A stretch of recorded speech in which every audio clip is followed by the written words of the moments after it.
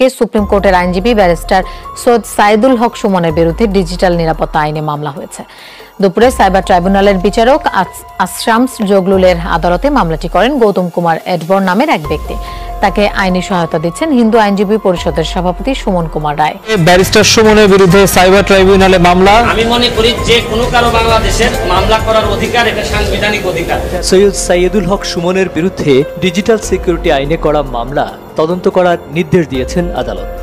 ওনারা যদি মনে করেন মামলা করার মধ্যে আমি কোনো ব্যত্যয় দেখি না, মামলা ওনারা করতেই পারেন এবং আমি আমার যত কাগজপত্র আছে এই সহ আমি আদালতে দাখিল করব। তার সাথে আমি একটা কথাই শুধু বলতে চাই যে এই আজকে ওনারা আমার বিরুদ্ধে মামলা করার মধ্য দিয়ে প্রমাণ করলেন ব্যারিস্টার সুমনের বিরুদ্ধে মামলা হয়ে এটা আরও একবার প্রমাণ হলো যে ভালো মানুষের স্থান বাংলাদেশে নাই। ব্যারিস্টার সাইদুল হক সুমন তিনি সবসময় দুর্নীতিবাজদের বিরুদ্ধে লড়েন। সুতরাং ব্যারিস্টার সাইদুল হক সুমন যে মামলা খাবেন এটা সবাই ভেবেছিলেন এবং সাইদুল হক সুমন তিনি যে সংসদে 5 বছর টিকতে পারবেন না এটাও মানুষ কিছুটা ধারণা করেছিল, আর সেটাই হতে যাচ্ছে। বিশেষ করে কে মামলা করলো, কেন মামলা করলো এবং সাইদুল হক সুমনকে টার্গেট করি কেন মামলাটা করলো, যেই মুহূর্তে ব্যারিস্টার সুমন তিনি দেশের জন্য ভালো কাজ করতেছেন এই সমস্ত কিছু উত্তর আজকের এই ভিডিওতে পেয়ে যাবেন। সম্পূর্ণ ভিডিওটা দেখলেই বুঝতে পারবেন ব্যারিস্টার সুমনকে কোন কোন মাধ্যমে ফাঁসানো হচ্ছে। তাই ভিডিওটা একটু লাইক দিয়ে দিবেন যারা ব্যারিস্টার সুমনের কর্মকাণ্ড ভালোবাসেন এবং নিজস্ব মতামত কমেন্ট সেকশনে লিখবেন ব্যারিস্টার সুমনকে নিয়ে। চলুন ব্যারিস্টার সুমনের বিরুদ্ধে যারা যে দুর্নীতিবাজরা মামলা করেছিল সেই দুর্নীতিবাজদের মুখোশ কিভাবে সংসদে ব্যারিস্টার সুমন উন্মোচন করে দিয়েছিল সেটা একটু দেখব। ভিডিও শেষ অবধি পর্যন্ত আপনারা দেখবেন। চলুন আগে ব্যারিস্টার সুমন দুর্নীতিবাজদের বিরুদ্ধে কিভাবে সংসদে প্রতিবাদ করেছিল সেটা একটু দেখে আসি। মাননীয় মন্ত্রী সমরে দল করিম কালো টাকারে সাদা করছেন উনি। তাও মন্ত্রী হওয়ার আগে 10 তলা একটা বাড়ি আছে ওনার, যেটার নির্মাণ ব্যয় হয়েছে 15 কোটি টাকা। তুপকানা রোডে 2টি অফিস পেয়ে, তারপর হচ্ছে গিয়ে জমি হচ্ছে গিয়ে অনেক অসংখ্য জমির মালিক। তারপর রাজধানীতে 4 শতাংশ জমিতে একটি বহুতল পাকা বাড়ি যার মূল্য কয়েক কোটি টাকা। আপনার পাইকপাড়ায় কেয়ারি বুরুজ ভবনে একটি ফ্ল্যাট আছে। পিরোজপুরে আছে ওনার, নাজিরপুরে আশেপাশের এলাকায় কোটি টাকার জমি ক্রয় করে দখল করি। কিন্তু আমার সমস্যাটা যে জায়গায় হয়েছে, এত জায়গা থাকার পরও, সম্পদ থাকার পরও, ঢাকা শহরে এরকম 2-3টা বাড়ি থাকার পরও উনি মন্ত্রী হওয়ার 1 মাস 2 দিনের মধ্যে আবার রাজুক থেকে প্লট বরাদ্দ নিছেন। তাও আমার কথা হচ্ছে যে কত টাকা লাগে একটা মানুষ। ও প্রাণী সম্পদ মন্ত্রণালয়ের তথ্য অনুযায়ী উনার জন্ম কিন্তু হচ্ছে 1962 সালে। 71 সালে যদি মুক্তিযুদ্ধ হয়ে থাকে তাহলে উনার বয়স হয় মাত্র 9 বছর। 9 বছর বয়সে উনি মুক্তিযোদ্ধা কিভাবে হলেন আমার জানা নাই, কারণ আমার মেয়ের বয়স 9।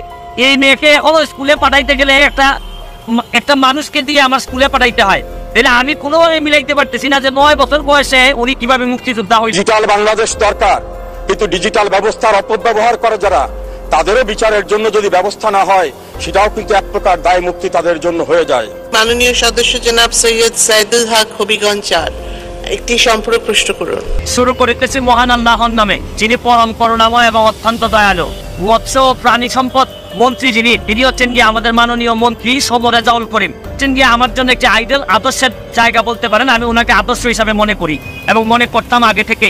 ওনার কথা শুনলে আমার কাছে মনে হতো আমি হাঁ করে তাকিয়ে থাকতাম যে এত সুন্দর কথা বলেন এবং আমি ওনার মতোই হতে চাইতাম।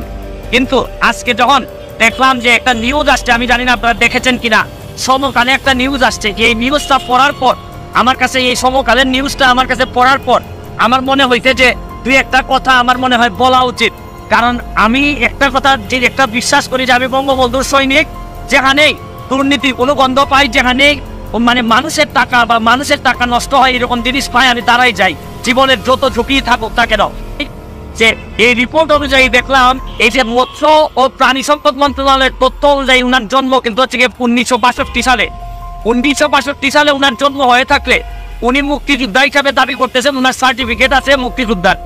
এবং উনি 71 সালে যদি মুক্তিযুদ্ধ হয়ে থাকে তাহলে উনার বয়স হয় মাত্র 9 বছর।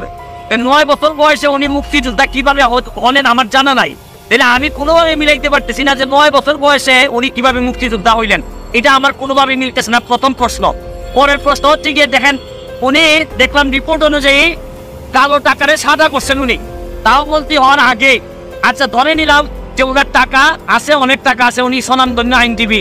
এখন কালো টাকারে তিনি সাদা করেন, তার পক্ষে কিন্তু উনার মন্ত্রণালয়ে যত মানুষ দুর্নীতিবাজ আছে, যারা কালো টাকার মালিক, তাদেরকে তো নৈতিকভাবে উনি কোনো কথাই বলতে পারেন। উনি নিজেই তো কালো টাকার মালিক ছিলেন, যেখানে উনি সাদা করছেন, এই রিপোর্ট অনুযায়ী এখানে স্পষ্ট আছে।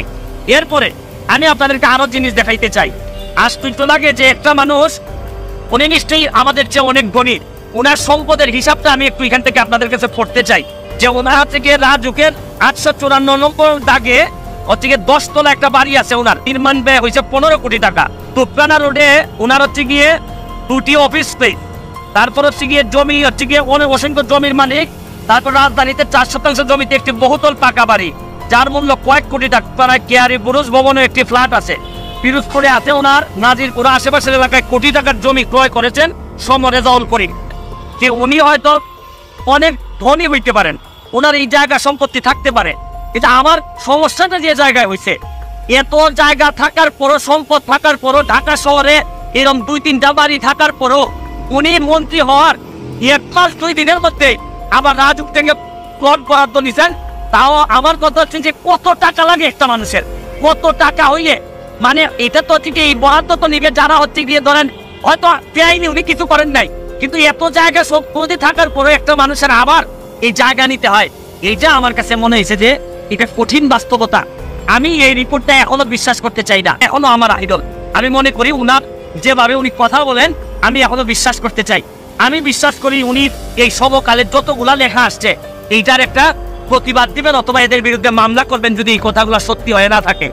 আর যদি সত্যি হয়ে থাকে তাইলে আর বলার অপেক্ষা রাখে না যে আপনার মতো লোকরাও যদি এই ধরনের বিতর্কিত হন তাইলে বঙ্গবন্ধু কন্যা কাদেরকে দিয়ে দেশ চালাবেন? মানুষ যদি নষ্টের কাতারে চলে যায় তাহলে বঙ্গবন্ধু কন্যা কাদেরকে দিয়ে দেশ চালাবেন?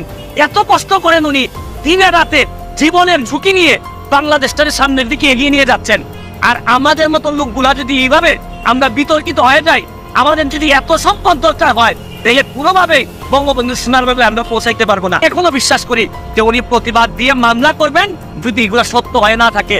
আর বিশেষ করে মুক্তিযোদ্ধার বিষয়টা উনি যদি প্রকৃত অর্থে হয় উনি মুক্তিযোদ্ধা হিসেবে সঠিক কিনা উনি প্রমাণ করবেন, নাইলে উনার জন্মসাল ঠিক কিনা এটা উনাকেই প্রমাণ করতে হবে। নাইলে মুক্তিযোদ্ধা এবং মুক্তিযোদ্ধাদের মতো এই একটি সম্মানিত জিনিস নিয়ে উনি যদি কোনো কিছু করে থাকেন এটা আমাদের জন্য চরম দুর্ভাগ্য হবে। আজকের মতো বিদায় নিচ্ছি, ভালো থাকবেন। যতদিন বেঁচে আছি প্রতিবাদ করার মধ্যে দিয়ে যাইতে চাই, আর মরে গেলে তো আপনাদের কাছে শুধু দোয়া চাই। ব্যারিস্টার সাইদুল হক সুমন তিনি সত্যের পক্ষে যেভাবে লড়ে যাচ্ছেন, এতে তার বিরুদ্ধে 2-1টা মামলা থাকা এটা খারাপ কিছু না।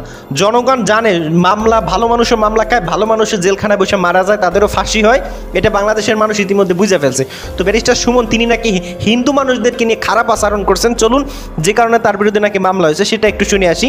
ধর্মীয় অনুভূতিতে আঘাত দেওয়ার অভিযোগে ব্যারিস্টার সুমনের বিরুদ্ধে সাইবার ট্রাইব্যুনালে মামলা। আমি মনে করি যে কোনো কারো বাংলাদেশের মামলা করার অধিকার, এটা সাংবিধানিক অধিকার। যে এই আজকে ওনারা আমার বিরুদ্ধে মামলা করার মধ্য দিয়ে প্রমাণ করলেন যে এই দেশে যারা মাইনরিটি আছেন, হিন্দু, বৌদ্ধ, খ্রিস্টান যারা আছেন, তারা কোনোভাবেই কোনো খারাপ অবস্থায় না। ফেসবুকে হিন্দু ধর্মাবলম্বীদের কটূক্তি করার অভিযোগে সুপ্রিম কোর্টের আইনজীবী ব্যারিস্টার সৈয়দ সাইদুল হক সুমনের বিরুদ্ধে ডিজিটাল নিরাপত্তা আইনে মামলা হয়েছে। দুপুরে সাইবার ট্রাইব্যুনালের বিচারক আশরামস জগলুলের আদালতে মামলাটি করেন গৌতম কুমার এডবর নামের এক ব্যক্তি।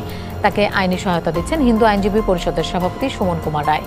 মামলার অভিযোগে বলা হয় ফেসবুকে ব্যারিস্টার সুমন হিন্দু ধর্মকে নিকৃষ্ট ও বর্বর ধর্ম বলে মন্তব্য করেছে। তবে সুমন এ ব্যাপারে আগে থেকেই বলে আসছেন যে আইডি থেকে এমন কথা বলা হয়েছে সেটি ভুয়া।